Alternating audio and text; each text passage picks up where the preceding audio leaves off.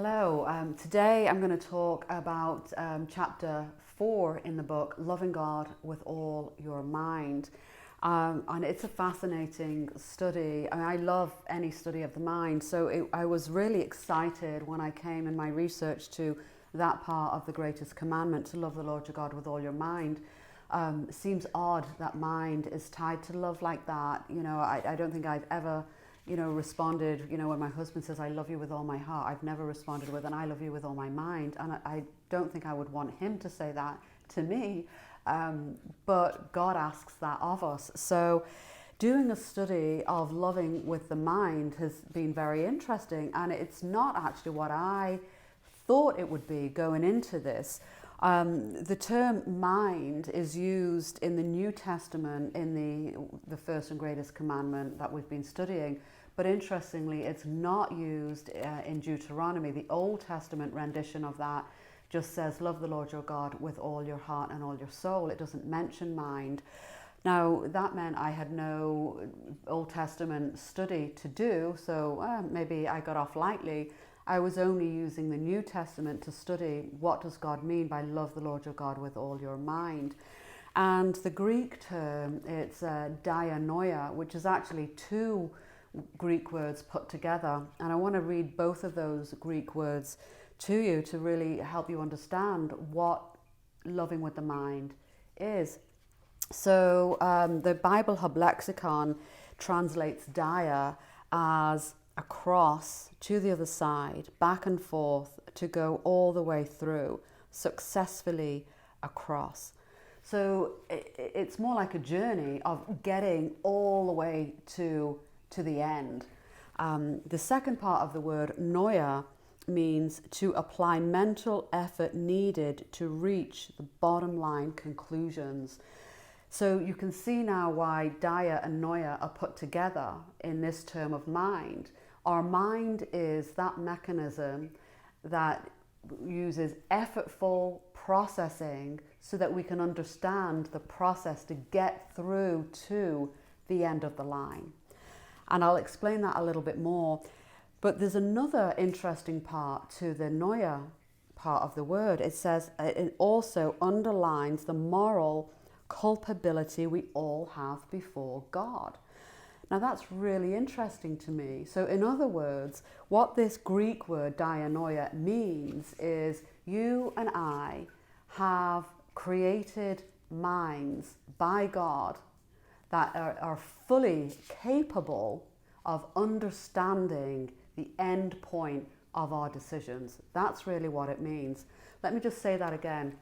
Our minds are capable, now whether we choose to use them in this capacity or not, our minds are absolutely capable of understanding the end consequences of our actions, of our decisions, of the words we speak. We can speak words to build up, or we can speak words to tear down. And what this is saying is we know fine well whether the words we're speaking are going to build up or tear down. We have no excuse after the fact to say, oh, sorry, I didn't mean to offend.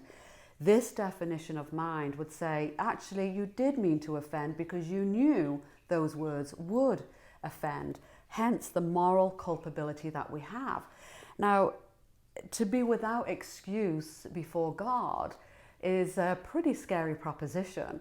But we have a mind, therefore we can use it. We can decide, well, what if I do this?